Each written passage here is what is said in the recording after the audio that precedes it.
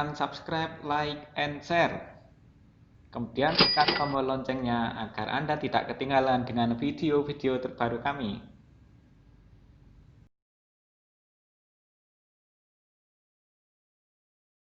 Ibu guru yang amat saya hormati, saya mendapatkan kesempatan untuk ketiga kalinya, luar biasa.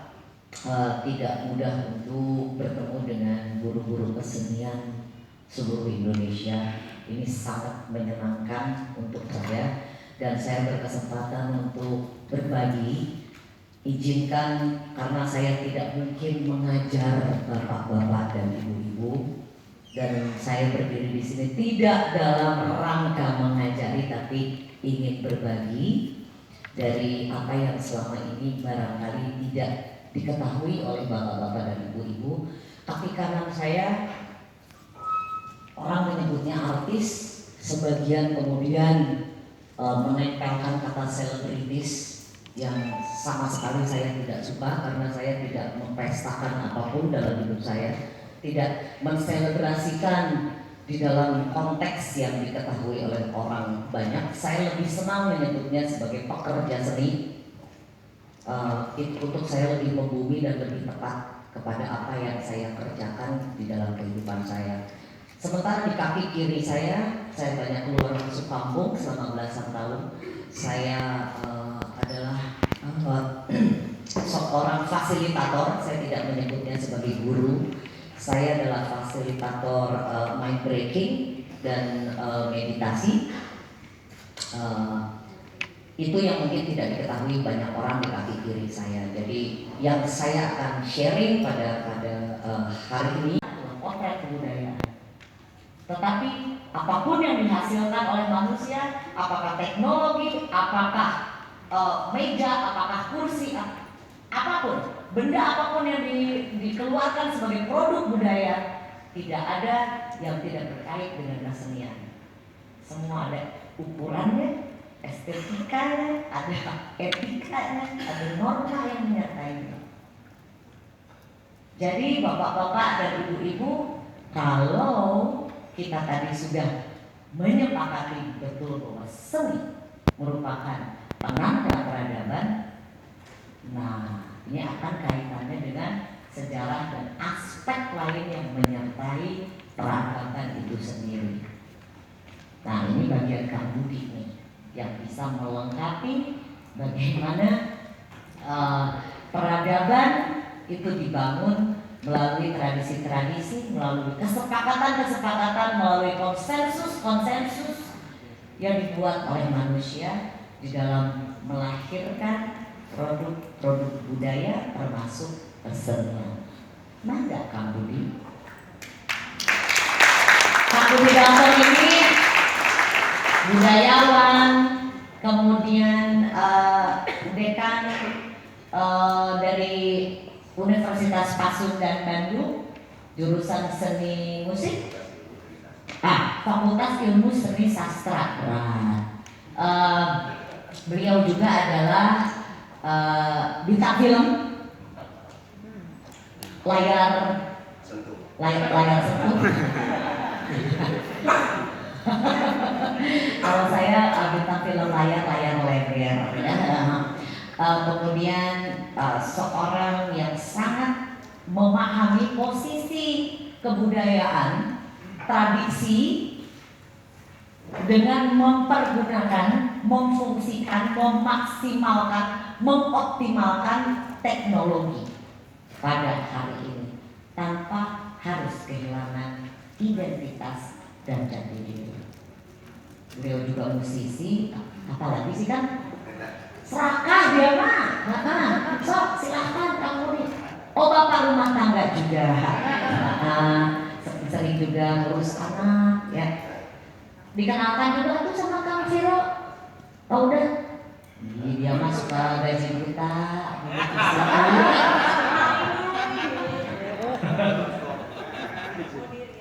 Oh, lihatin dulu kenapa ya?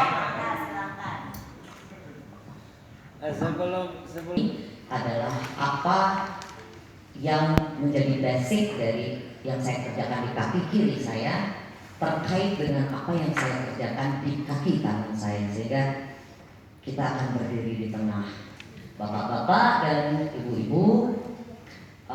Kita akan mulai sharing. Setiap dari apa yang saya sampaikan dimanapun, saya selalu menarik kepada substansi.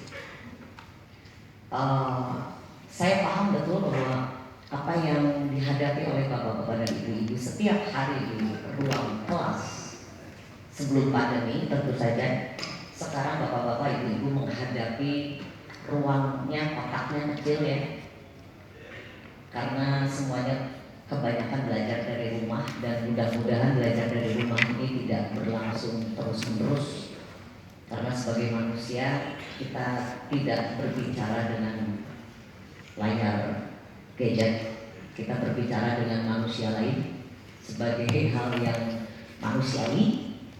Nah, saya selalu mulai dengan hal ini, seperti yang bapak-bapak ibu lihat di layar.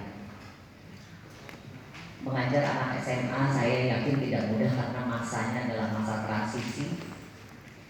Mereka sedang merasa sudah dewasa tapi belum, tapi mereka sudah merasa tahu semuanya. Kemudian dibilang anak kecil udah nggak mau. Betul nggak bapak-bapak ibu-ibu? Masa transisi ini sebetulnya apa sih yang mesti kita sampaikan? Di sisi lain saya juga adalah guru, walaupun tidak masuk di dalam sebuah sistem resmi negara. Saya adalah guru, saya adalah instruktur vokal dan guru piano klasik. Jadi setidaknya sejak SMA saya memiliki pengalaman untuk mentransfer pengetahuan kepada orang lain. Bapak-bapak, ibu-ibu, izinkan saya sebentar saja untuk mengembalikan ingatan kita, mengembalikan perasaan kita sebelum kita masuk kepada apa yang akan kita sampaikan sebagai materi ajar. Kita akan kembali bicara sebagai makhluk manusia, karena kesenian sangat berkaitan erat dengan keberdayaan berpikir dan keberdayaan kreativitas seorang manusia.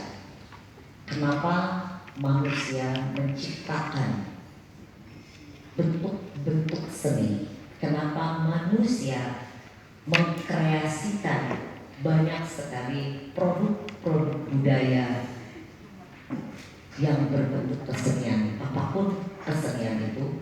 Karena manusia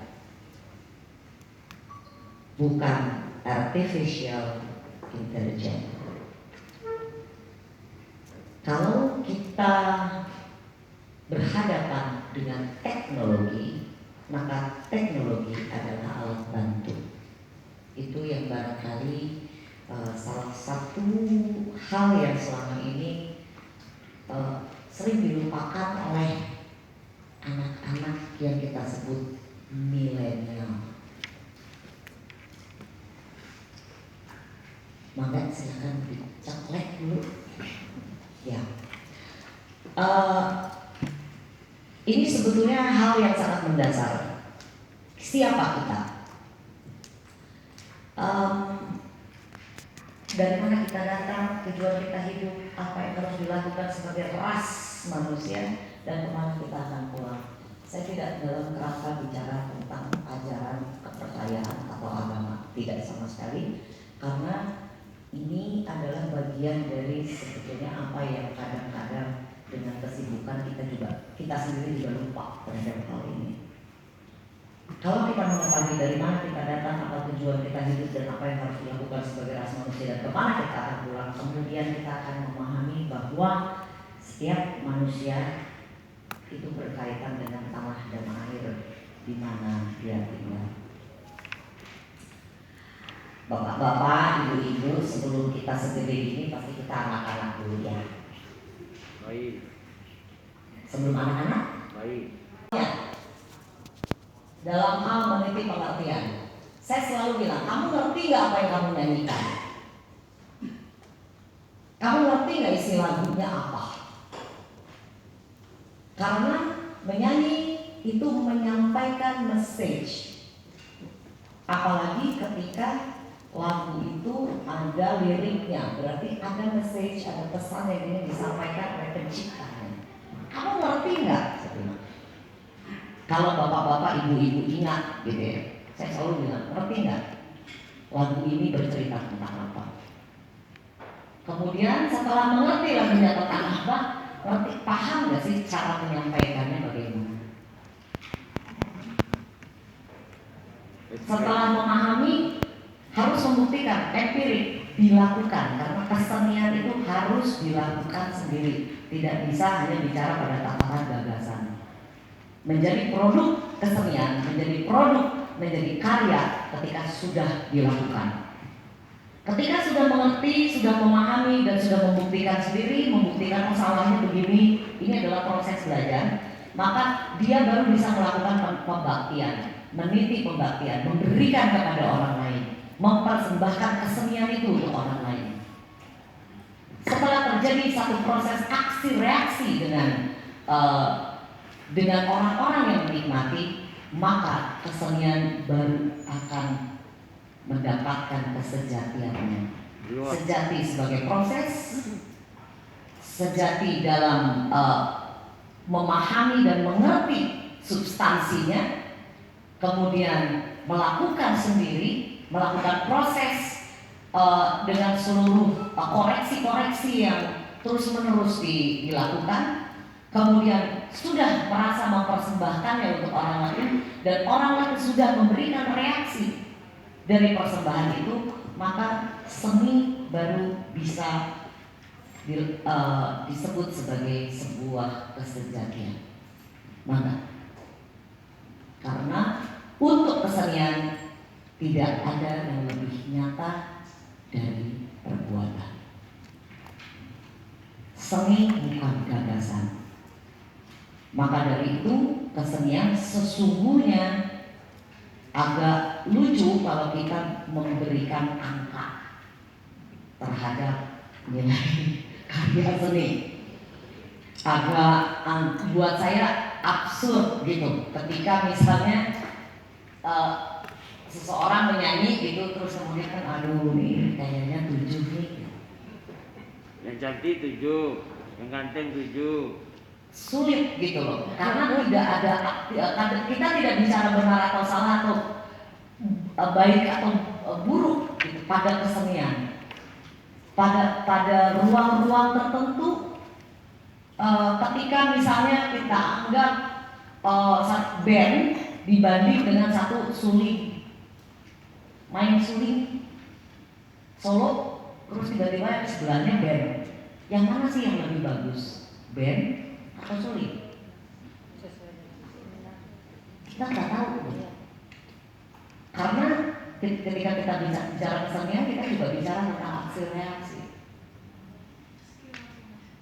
Ya, itulah kesejatian kesenian itu secara lengkap. Pada prosesnya yang mahal, bukan pada hasil akhirnya. Karena hari ini ketika dilakukan dengan besok dilakukan, mestinya nggak sama. Karena kesenian itu adalah proses hidup, proses sebuah kehidupan, dan dia adalah bagian dari sebuah dinamika kebudayaan yang sangat dinamis. Saya tidak protes terhadap angka yang harus ditaruh di rapor ya bapak-bapak ibu-ibu. Tapi kadang-kadang pada saat saya SMA aja saya bingung gitu, tak bisa dinilai ya kesenian. Jujur pada saat SMA saya cerita sedikit saja bahwa nilai kesenian saya itu jelek banget. Padahal saya guru piano, karena saya tukang lawan guru.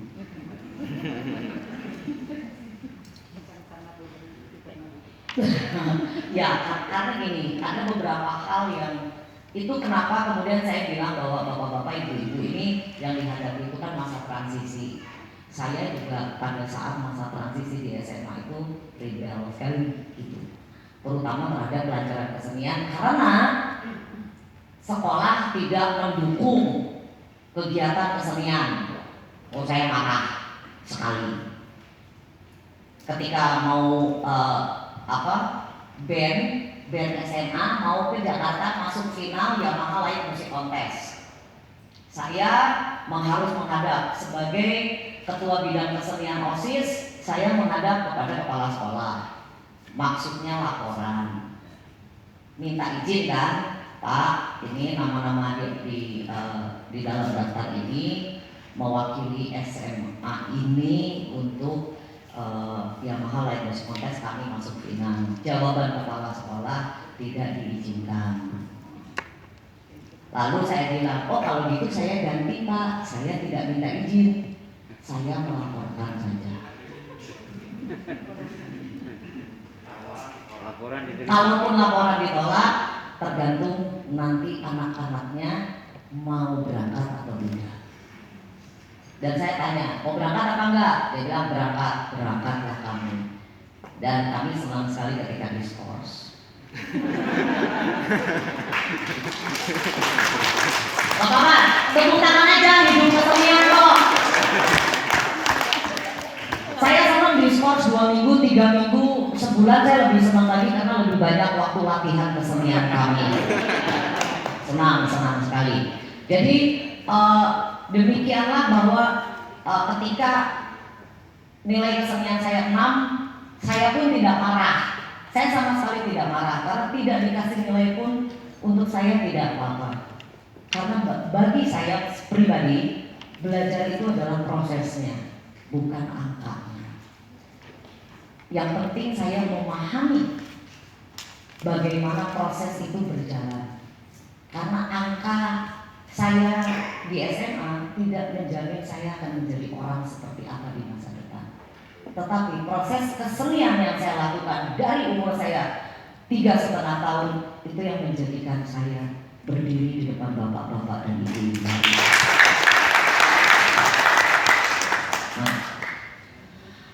Nah, bagaimana sih melakukannya?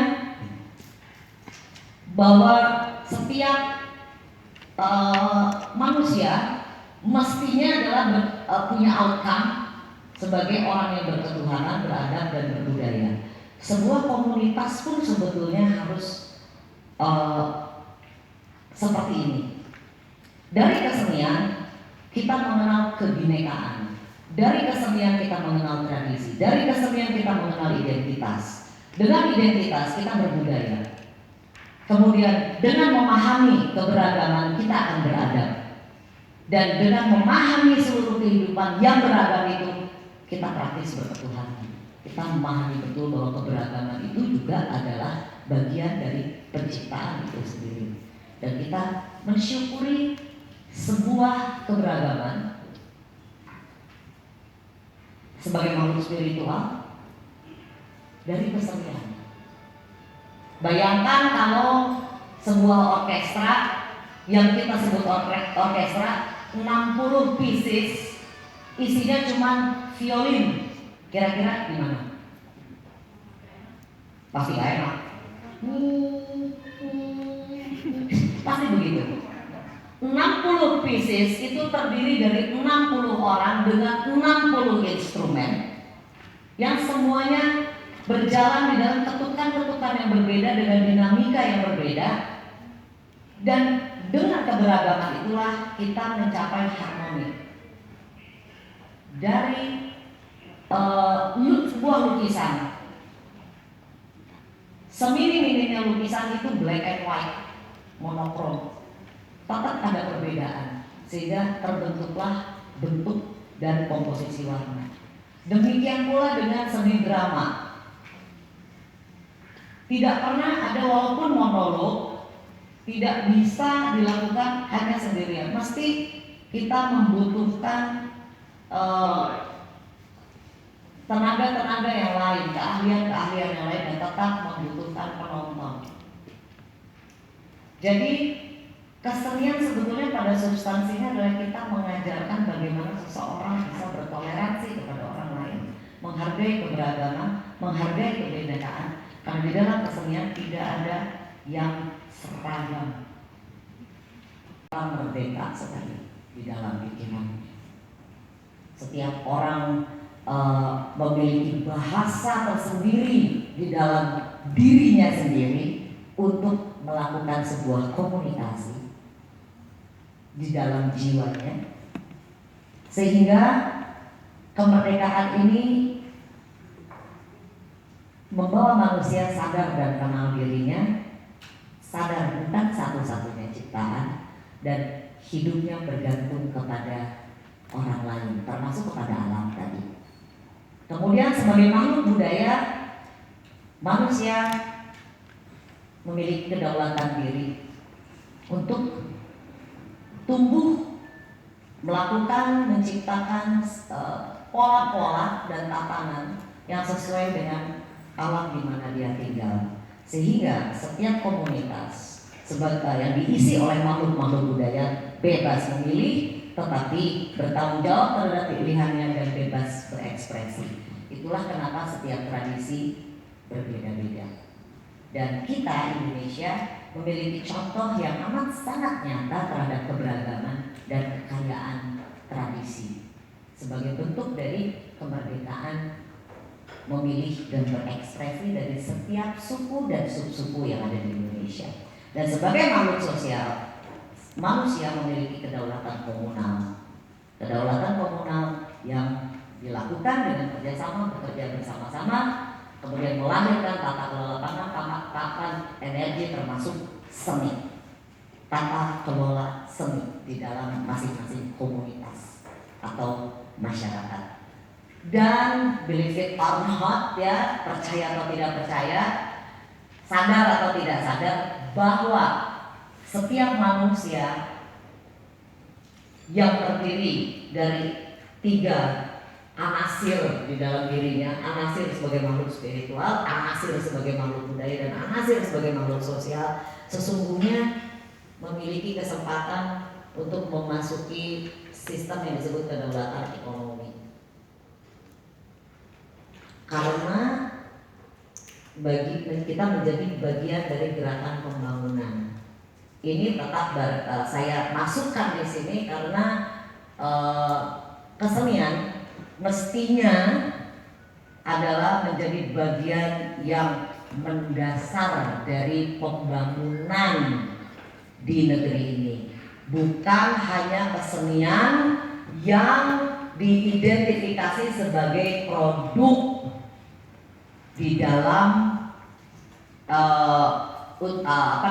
wilayah ekonomi sebagai komoditi, tapi mestinya menjadi bagian yang tidak terpisahkan dari nilai-nilai pembangunan karakter dan jati diri dan identitas. Itu yang harus kita garis bawahi. Karena jati diri, identitas, watak atau karakter, itulah yang sebetulnya membangun peradaban bangsa kita. Nanti akan saya putarkan contohnya bagaimana kesenian sebetulnya membalut seluruh aspek kehidupan yang kemudian akan muncul di dalam peradaban. Kesenian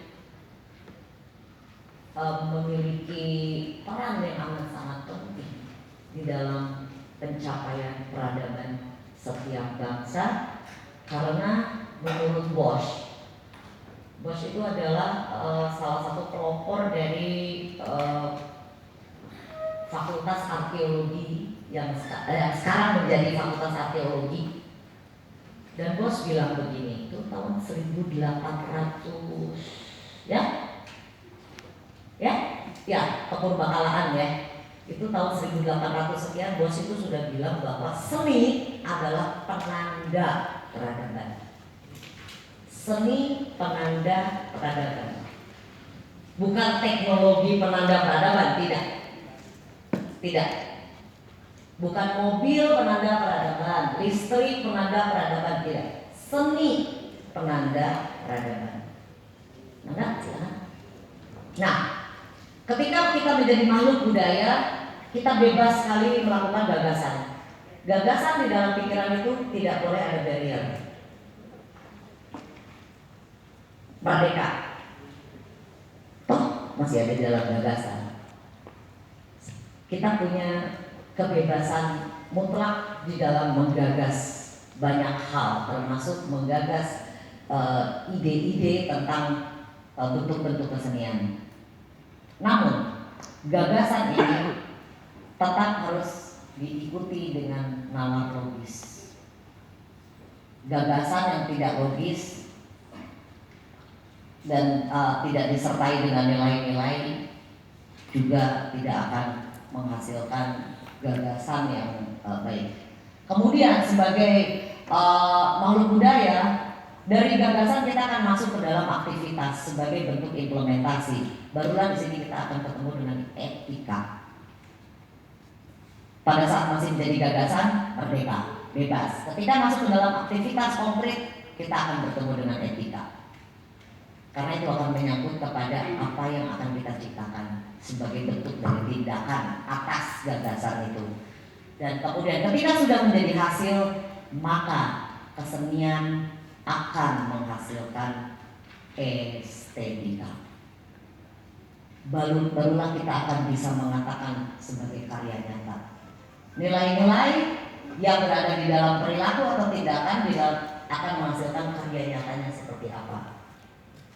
Ketika perjalanan berkesenian, perjalanan penciptaan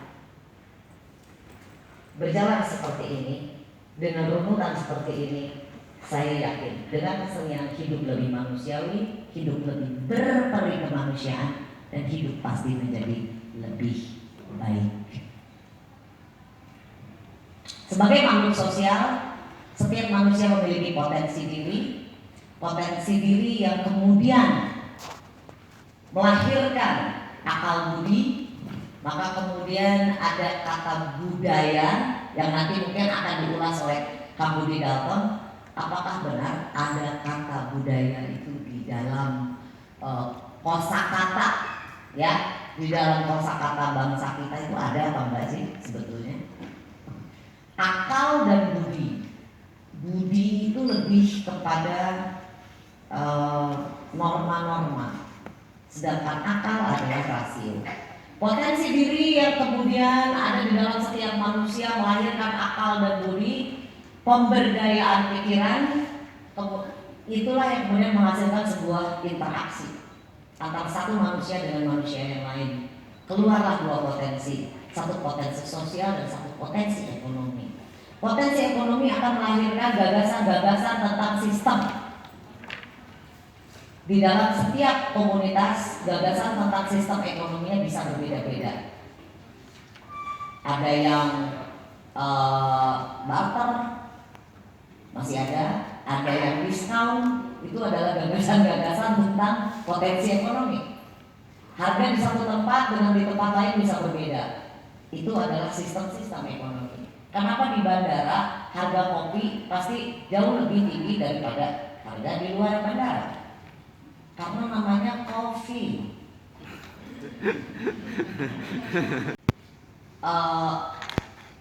Meliputi seluruh proses yang ada di sini. Maka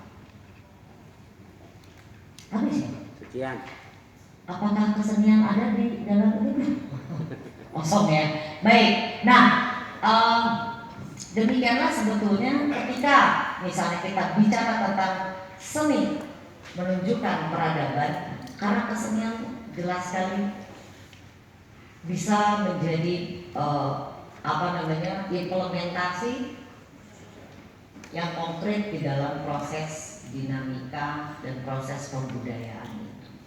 Nah, bapak-bapak dan ibu-ibu, ketika kita harus membicarakan ini, maka sebetulnya kita bicara tentang substansi.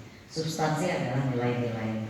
Untuk saya, tugas-tugas yang dilakukan oleh bapak-bapak ibu-ibu selama mengajar, apakah outcome-nya, apakah targetnya anak-anak itu menjadi seniman atau memiliki sebuah kesadaran tentang proses melalui kesenian. Dua-duanya. Karena tidak semua anak-anak itu akan menjadi seniman dalam profesi. Beberapa ada.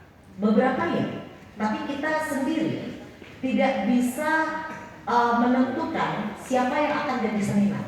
Ya.